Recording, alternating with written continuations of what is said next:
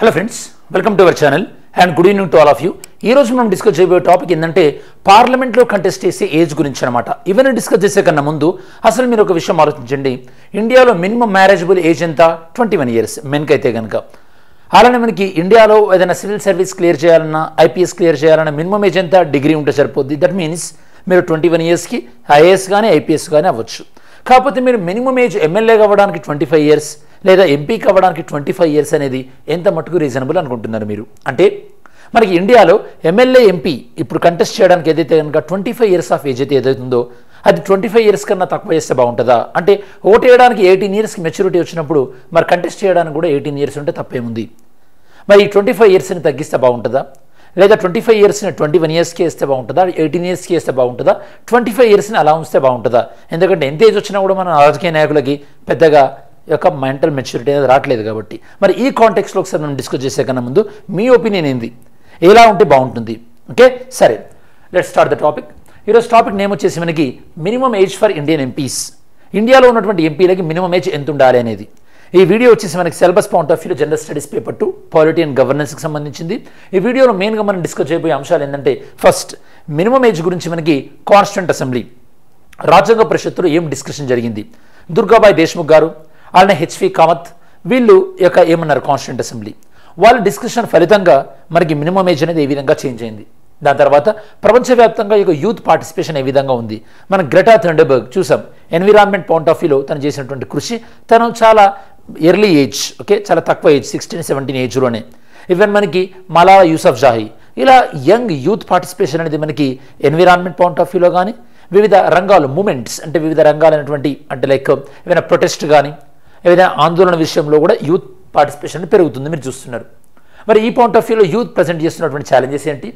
ఇండియాలో youth participation ఏ విధంగా ఉంది రాజకీయాలలో? డెఫినెట్లీ మన ఇండియాలో రాజకీయాలలో యూత్ పార్టిసిపేషన్ చాలా తక్కువగా ఉందని మనం చెప్పొచ్చు. ఎందుకంటే మనం రాజకీయాలను అనేది అదొక గ్యాంబుల్ లాగా చూడడం, రాజకీయాలు చదువుకున్న వాళ్ళకి కరెక్ట్ కాదు అనుకున్నటువంటి ఒక ఇమేజ్ రావడం దీనివల్ల అనుకోండి. నెక్స్ట్, యూత్ ఇన్వాల్వ్మెంట్ ఎందుకు ఉండాలి పాలిటిక్స్లో? అండ్ దీంతో పాటు మనకి ప్లాటో ఒక ఫిలాసఫర్, నేను మీకు పొలిటికల్ సైన్స్ క్లాస్ చెప్పినప్పుడు చాలాసార్లు చెప్పాను, ప్లాటో అండ్ అరిస్టాటిల్. ప్లాటో ఏమంటాడంటే మనకి ఒక పొలిటికల్ మెచ్యూరిటీ అనేది ఏజ్తో వస్తుంది అని చెప్పేసి. అందుకే మనకు రీజన్ అదేనేమో. మరి లోక్సభకు 25 years పెట్టి రాజ్యసభకు 30 years పెట్టడం. కాకపోతే ఈ మధ్యలో మనకి రాజ్యసభ అనేది ఎలా అయిపోయిందంటే లోక్సభలో సీట్ రాని వాళ్ళకి అదొక రాజకీయ యొక్క పునరావాస కేంద్రంగా అయిపోయింది రాజ్యసభ అనేది, అన్ఫార్చునేట్గా. సరే, ఓవరాల్గా మనం కంక్లూజన్ డిస్కస్ చేద్దాం. సరే, ఫస్ట్ కాంటెక్స్ట్. మరి ఈ ఏజ్ గురించి ఎందుకు టాపిక్ వచ్చింది? ఏజ్ గురించి ఎందుకు టాపిక్ వచ్చిందంటే పార్లమెంట్లో ఉన్నటువంటి డిపార్ట్మెంటల్ స్టాండింగ్ కమిటీస్. నేను మీకు చాలాసార్లు పార్లమెంట్ క్లాస్లో చెప్పాను, అంటే మనకి పాలిటీ క్లాస్లో చెప్పాను. పార్లమెంట్లో మనకి పార్లమెంటరీ కమిటీస్ అని ఉంటాయి. పార్లమెంటరీ కమిటీస్లో కొన్ని పర్మనెంట్ కమిటీస్ ఉంటాయి, కొన్ని టెంపరీ కమిటీస్ ఉంటాయి. టెంపరీ కమిటీస్ని మనం అడ్హాక్ కమిటీస్ అంటాం, పర్మనెంట్ కమిటీస్ని మనము ఈ యొక్క స్టాండింగ్ కమిటీస్ అంటున్నమాట. స్టాండింగ్ కమిటీస్లో మళ్ళీ మీకు వివిధ రకాలైనటువంటి కమిటీస్ ఉంటాయని చెప్పాను. అందులో ఒక రకమైనటువంటి కేటగిరీ ఏంటంటే డిపార్ట్మెంటల్ స్టాండింగ్ కమిటీస్. సో చెప్పండి స్టూడెంట్స్, మనకి ఇండియన్ పార్లమెంట్లో డిపార్ట్మెంటల్ స్టాండింగ్ కమిటీస్ ఎన్ని ఉంటాయి? ఆన్సర్ చేయండి. Departmental standing committees related to ministry of department and personal training, ఒక మినిస్ట్రీ ఉంటుంది డిఓపిటి అని. ఆ మినిస్ట్రీకి సంబంధించినటువంటి అంటే ఆ డిపార్ట్మెంట్కి సంబంధించి అది ఏ పరిధిలోకి వస్తుంది అంటే మినిస్ట్రీ ఆఫ్ మనకి personal public grievances and pension, ఆ మంత్రిత్వ శాఖ పరిధిలోకి వస్తుంది. అందులో డిఓపిటి అనేది ఉంటుందన్నమాట. డిఓపిటి డిపార్ట్మెంట్కి సంబంధించి ఈ యొక్క రిపోర్ట్ ఇచ్చారనమాట. ఈ యొక్క 132nd report on election process and reforms. దీనికి సంబంధించి మినిమం ఏజ్ ఎంత ఉంటే బాగుంటుందంటే మనకి మినిమం ఏజ్ ఓటు వేయడానికి 18 years ఉన్నప్పుడు మినిమం ఏజ్ కంటెస్ట్ చేయడానికి కూడా ఈ యొక్క 18 years ఉంటే బాగుంటుంది కదా అని చెప్పేసి ఈ యొక్క ప్యానల్ రికమెండేషన్ ఇచ్చిందనమాట. మరి ప్యానల్ రికమెండేషన్ ఇచ్చిన పాయింట్ ఆఫ్ వ్యూలో ఒకసారి we will discuss about what is this all about. అంటే మనకి ఈ రికమెండేషన్స్ని మనం గతంలో ఎవరైనా చెప్పారా, లేదా మరి కాన్స్టిట్యూంట్ అసెంబ్లీలో ఏం డిస్కస్ చేశారో ఇవన్నీ చెక్ చేద్దాం. ఇవన్నీ చెక్ చేసే కన్నా ముందు ఒకసారి నేను మీకు కాన్సెప్ట్ చెప్తాను. అసలు ఈ యొక్క మినిమం ఏజ్ మన ఇండియాలో ఏ విధంగా ఉందనేది. Okay, minimum age okay. ఈ మధ్యలో మనకు minimum age civil service prepare అయ్యే వాళ్ళకు కూడా తగ్గిపోతుంది. ఓకే, మన ఎవరో ఫర్ ఎగ్జాంపుల్ మన క్లాస్ అయిపోయిన తర్వాత ఒక ఆస్పిరెంట్ వాళ్ళ కజిన్ని తీసుకొచ్చాడు. అబ్బాయి ఇప్పుడు 8th class 9th class చదువుతున్నాడట. సరే, ఇప్పటి నుంచే సివిల్ సర్వీస్ చదవాలంటే ఎలా అని చెప్పేసి ఇలా ఉన్నారు. కాబట్టి చాలామంది ఇంటర్ ఐఏఎస్, డిగ్రీ ఐఏఎస్ అట్లాంటి కోర్సుల వల్ల స్టూడెంట్స్ తప్పుదారి పడుతున్నారు. చెప్పాలంటే మనకి సివిల్ సర్వీస్ అనేది మనకి డిగ్రీ లెవెల్లో బేసిక్ ఎన్సీఆర్టీలతో స్టార్ట్ చేయొచ్చు. ఇఫ్ యూఆర్ ఇంట్రెస్టెడ్, ఇంటర్మీడియట్ నుంచి మనకు అక్కర్లేదు. ఇంటర్మీడియట్ దాకా అట్లీస్ట్ ఇంట్లో ఉన్న డైలీ న్యూస్ పేపర్ చదివితే సరిపోతుంది.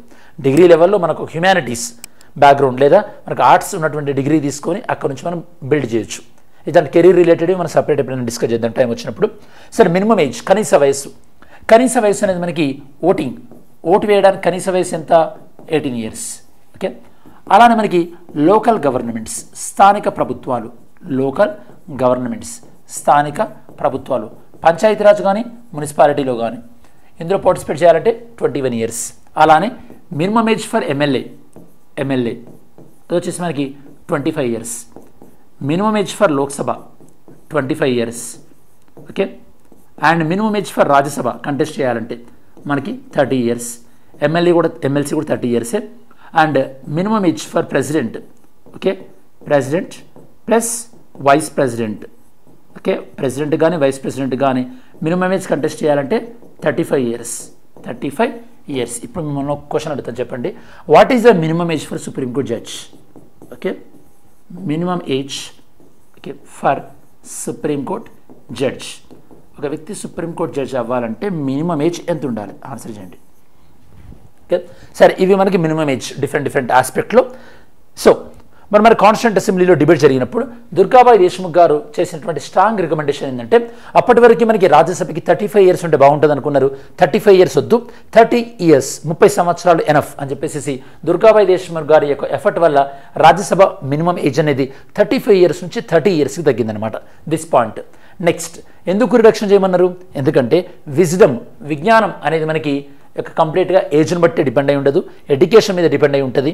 ఓకే, వాళ్ళు పెరిగినటువంటి సొసైటీ పైన డిపెండ్ అయి ఉంటుంది. ఏజ్ ఒకటే ప్రామాణికం కాదు అని చెప్పేసి దుర్గాబాయి దేశ్ముఖ్ గారు అన్నారు. దీన్ని సపోర్ట్ చేసింది ఎవరంటే హెచ్వి కామత్. ఏం సపోర్ట్ చేశారు? ఈ యొక్క మనకి యూకేలో వీళ్ళు కొన్ని సందర్భాలలో 21 ఇయర్స్కి పార్లమెంట్లోకి ఎంటర్ అయ్యి, ఆ 21 ఇయర్స్ పార్లమెంట్ ఎంటర్ అయ్యి 24 ఇయర్స్కి యూకేలో యొక్క ప్రైమ్ మినిస్టర్గా ఎదిగినటువంటి వాళ్ళు ఉన్నారని చెప్పేసి విలియం పిట్ గురించి ఎగ్జాంపుల్ చెప్పారనమాట. ఇక మీరు గుర్తుపెట్టుకోండి, విలియం పిట్ గురించి నేను మీకు historical background of Indian constitution, భారతదేశ రాజ్యాంగం యొక్క చారిత్రక నేపథ్యం అన్న టాపిక్ చెప్పేటప్పుడు పిట్స్ ఇండియా యాక్ట్ 1784 అని చెప్పాను. పిట్స్ ఇండియా యాక్ట్, అప్పుడు మనకి పిట్స్ ఇండియా యాక్ట్ ఏ పేరు మీద వచ్చింది? విలియం పిట్ పేరు పైన వచ్చిందనమాట. అలానే మనకి Shibban Lal Saxena, okay, arrested for organising hartal in Kanpur for Jallianwala Bagh protest, వీళ్ళు కూడా ఎర్లీ 20స్లోనే. అలానే Tajamul Hussain, barrister, 2 times Rajya Sabha MP, మనకి అంటే లా అయిపోయిన తర్వాత 21-22 ఇయర్స్కి. సో అంటే విషయం ఏంటంటే, మనకి కాన్స్టిట్యూంట్ అసెంబ్లీలో చాలా డిబేట్ జరిగినాయి. ఏమంటే ఒక ఏజ్ ఒకటి మాత్రమే ఒకే రకమైనటువంటి పారామీటర్గా కన్సిడర్ చేయకండి లోక్సభ రాజ్యసభ సభ్యత్వం ఇచ్చినప్పుడు అని చెప్పేసి. దానివల్ల వీళ్ళు చేసినటువంటి కృషి వల్లనే మనకి కాన్స్టిట్యూంట్ అసెంబ్లీలో మళ్ళీ అమెండ్మెంట్ ప్రపోజ్ చేసినాము article 84కు article 173కి.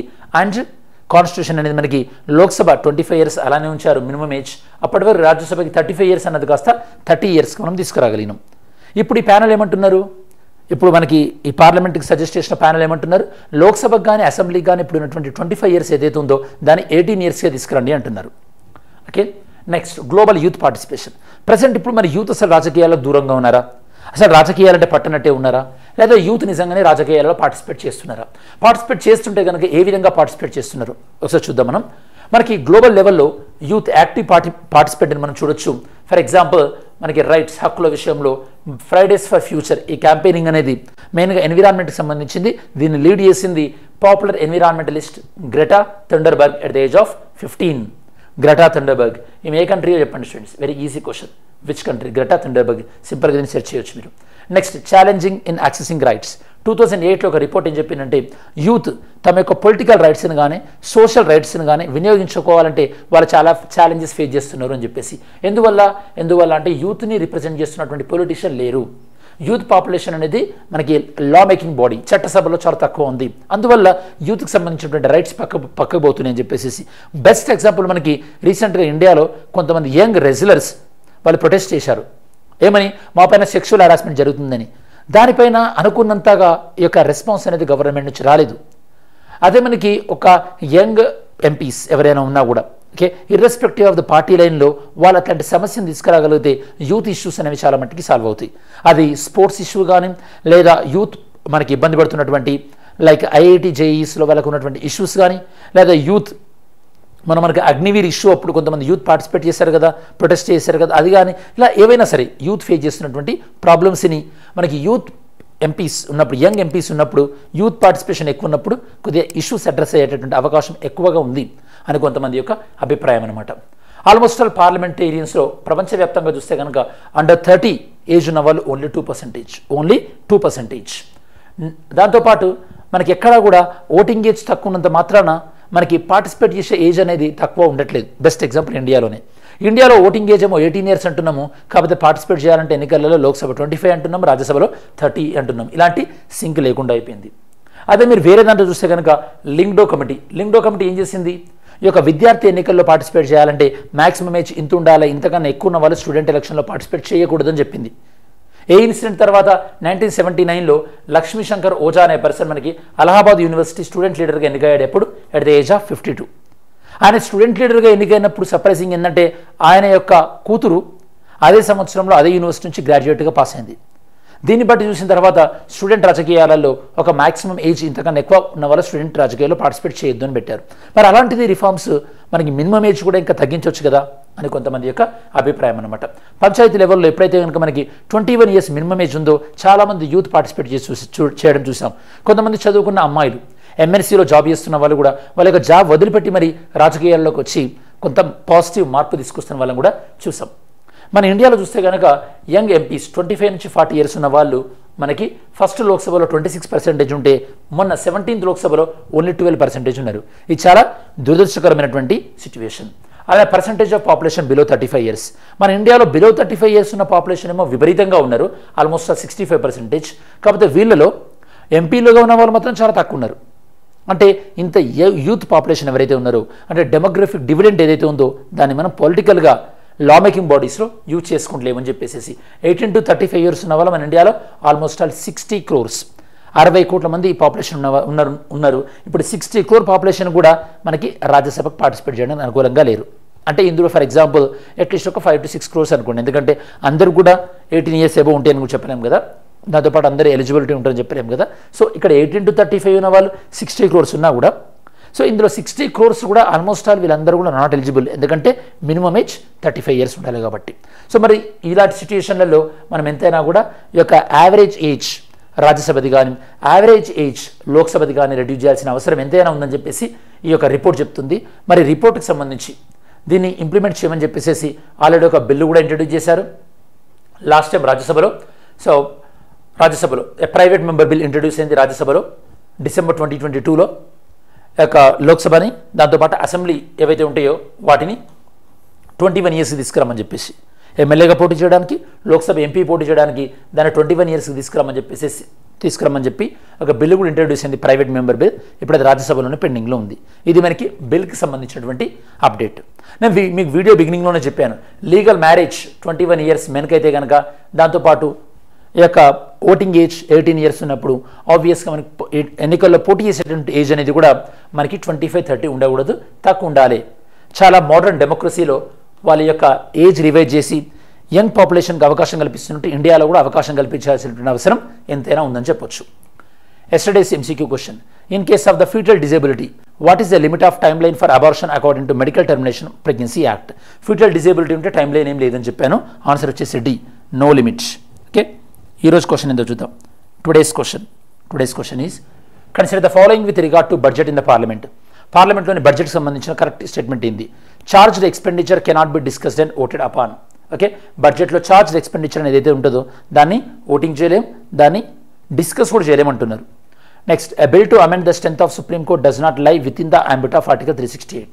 Supreme court bench strength మనకు అమెండ్ చేయాలంటే దానికి ఆర్టికల్ 368 అవసరం లేదు అంటున్నారు.